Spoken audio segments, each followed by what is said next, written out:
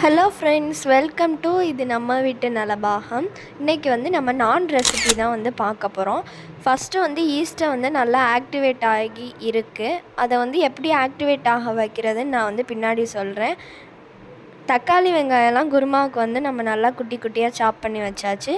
ஈஸ்ட்டை எப்படி ஆக்டிவேட் பண்ண வைக்கணுன்னா, கை பொறுக்கிற அளவு சுடு தண்ணியில் கொஞ்சோண்டு சுகர் போட்டு ஈஸ்ட்டை ஆட் பண்ணிவிட்டு ஒரு 15 மினிட்ஸ் கழித்து பார்த்தா இது மாதிரி நல்லா உப்பி பொங்கி வந்திருக்கும். அதை நம்ம மாவில் சேர்த்துக்கிட்டோன்னா டபுள் பங்காக நமக்கு கிடச்சிரும் மாவு. இப்போ நான் இந்த மெஷரிங் கப்பில் 4 கப் கோதுமை மாவு போட்டுக்க போகிறேன். அரை கப் அதில் வாட்டர் ஊற்றணும் அப்படின்னு சொல்லியிருக்காங்க. ஃபஸ்ட்டு நம்ம கோதுமை மாவை அளந்து கொட்டிக்கலாம்.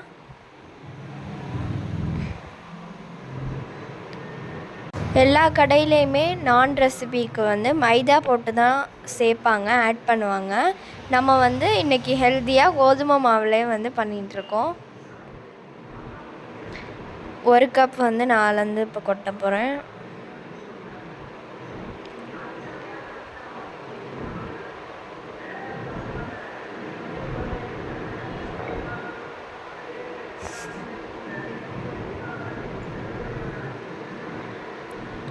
ரெண்டு கப்பு கொட்டிகிட்ருக்கேன்.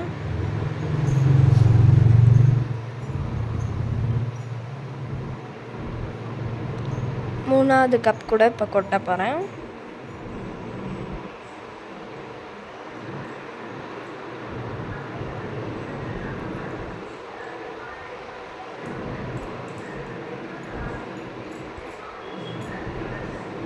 இப்போ 4வது கப்பு கொட்டிட்டேன். இப்போ நான் ஈஸ்ட்டை சேர்த்துக்க போகிறேன். 4 கப் போட்டிருக்கோம் மாவு.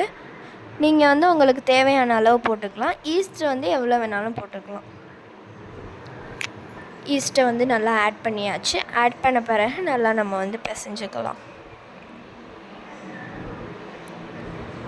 கொஞ்சம் சால்ட் ஆட் பண்ணியிருக்கேன்.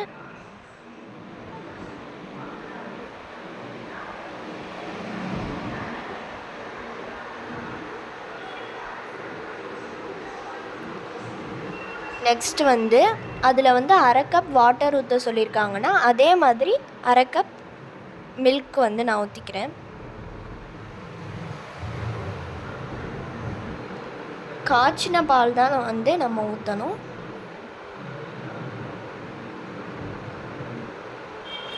ரொம்ப சூடாக ஊற்றிடக்கூடாது. ஒரு மிதமான சூட்டில் நம்ம ஊற்றிக்கணும்.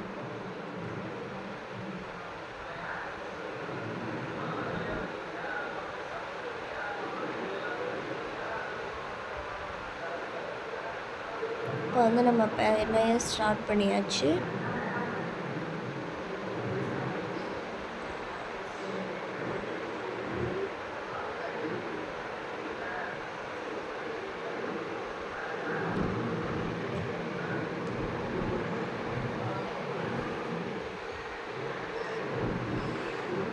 அப்புறம் கொஞ்சம் ஆயில் ஆட் பண்ணிக்கலாம்.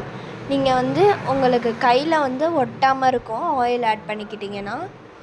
ஆட் பண்ணலன்னா நம்ம கையில் பிசு பிசுன்னு ஒட்டிக்கிட்டே இருக்கும்.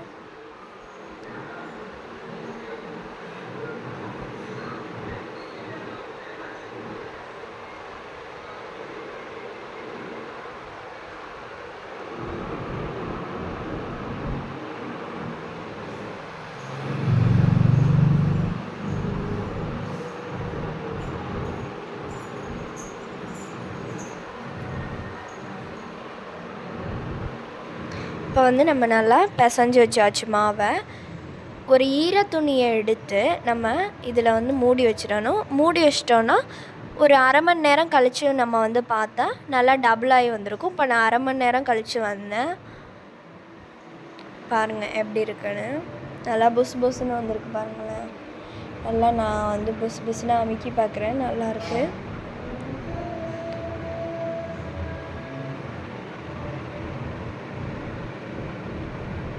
இப்போ நல்லா அடியோடு எடுத்து பிசைஞ்சிக்கலாம்.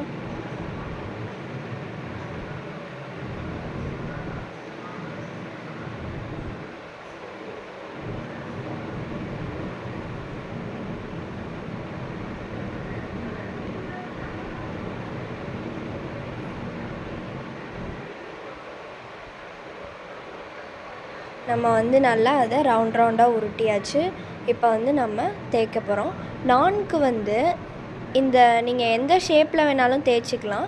ஆனால் எல்லா சைடும் ஒரே மாதிரி ரொம்ப குண்டாகவும் இல்லாமல் ரொம்ப மெல்லிசாவும் இல்லாமல் ஒரே இதில் இருக்கணும்.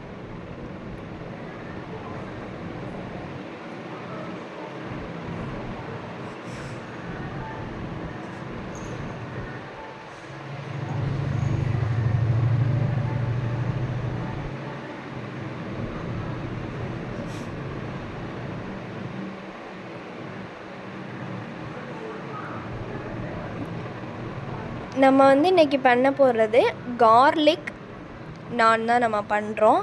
அதனால வந்து இடையில கார்லிக்கும் கொஞ்சோண்டு பொடி பொடியாக சாப் பண்ணி வச்சுக்கோங்க. அப்போ தான் மேலே தூறதுக்கு கொஞ்சம் நல்லாயிருக்கும்.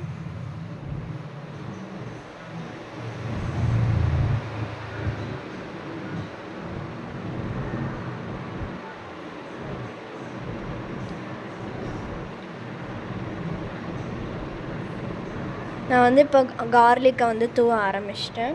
நீங்கள் வந்து இதை தூவிட்டு வந்து தேய்ச்சிடாதீங்க, ஓட்டை ஓட்டையாக வந்துடுது.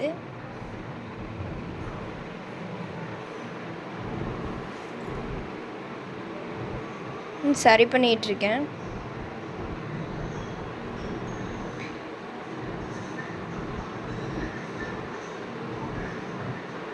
வந்து இதை பொறுமையாக அப்படியே எடுத்து வச்சிடலாம். இப்போ தோசைக்கல் வந்து நல்லா காஞ்சிருக்கணும். ஃபுல் ஃப்ளேமில் நம்ம வந்து வச்சுருக்கணும். சிம்லலாம் வச்சு போட்டோன்னா நல்லா வந்து சாஃப்டாக வராது. நான் தோசைக்கல்லை நல்லா ஹீட் பண்ணியாச்சு.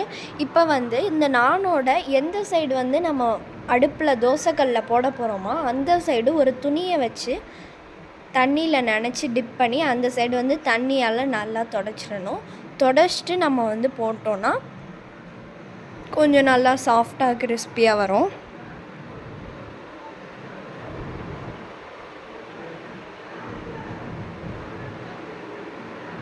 இப்போ வந்து தோசைக்கல்லில் போட போகிறோம். ஆயில் எதுவுமே நீங்கள் வந்து சேர்க்க வேண்டாம். அப்படியே போட்டிங்கன்னா இது மாதிரி ஃபஸ்ட்டு பபிள்ஸாக வரும். அப்படி வந்தோன்னே பின் சைடு திருப்பி பார்த்திங்கன்னா இது மாதிரி நல்லா வந்து ப்ரௌனிஷாக இருக்கும். அதனால தான் நம்ம வந்து இது மாதிரி ப்ரௌனிஷாக இருக்கிறதுக்காக தான் நம்ம வந்து தண்ணியாக அப்ளை பண்ணுறோம்.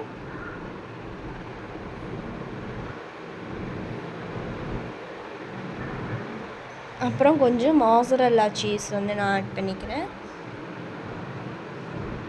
நீங்கள் வந்து உங்களுக்கு எந்த சீஸ் வேணாலும் நீங்கள் இது பண்ணிக்கலாம். நான் வந்து துருவின சீஸ் தான் ஆட் பண்ணியிருக்கேன். நீங்கள் வந்து க்யூப் சீஸ் கூட ஆட் பண்ணிக்கலாம்.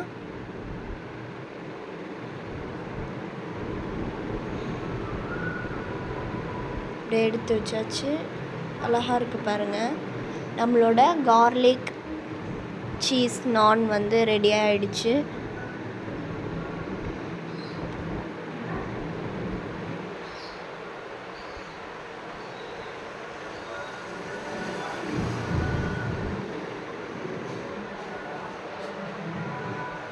நம்மளோட குருமாவை வந்து பாருங்கள், சூப்பராக வந்து சைட்லேயே வச்சாச்சு.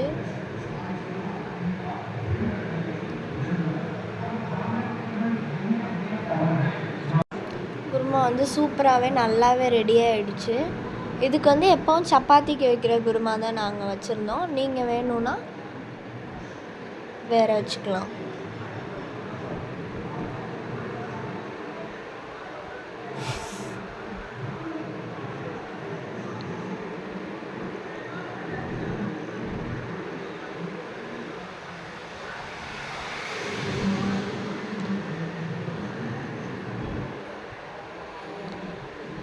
இது நான் வந்து ஆனியன் அரைஞ்சிட்டு இருந்ததை வந்து வச்சுருக்கேன்.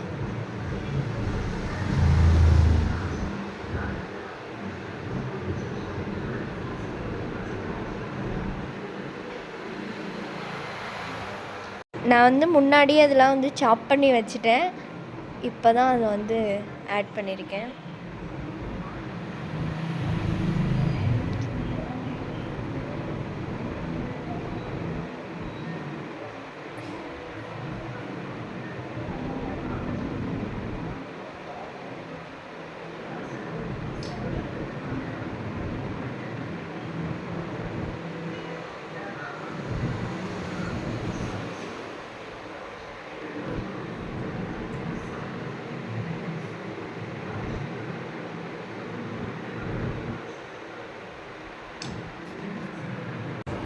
இந்த வீடியோ உங்களுக்கு பிடிச்சிருந்ததுன்னா லைக் பண்ணுங்கள், கமெண்ட் பண்ணுங்கள், ஷேர் பண்ணுங்கள்.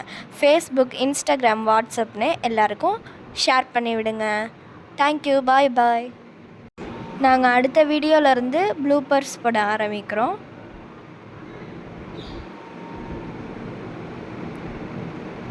பாய் பாய்.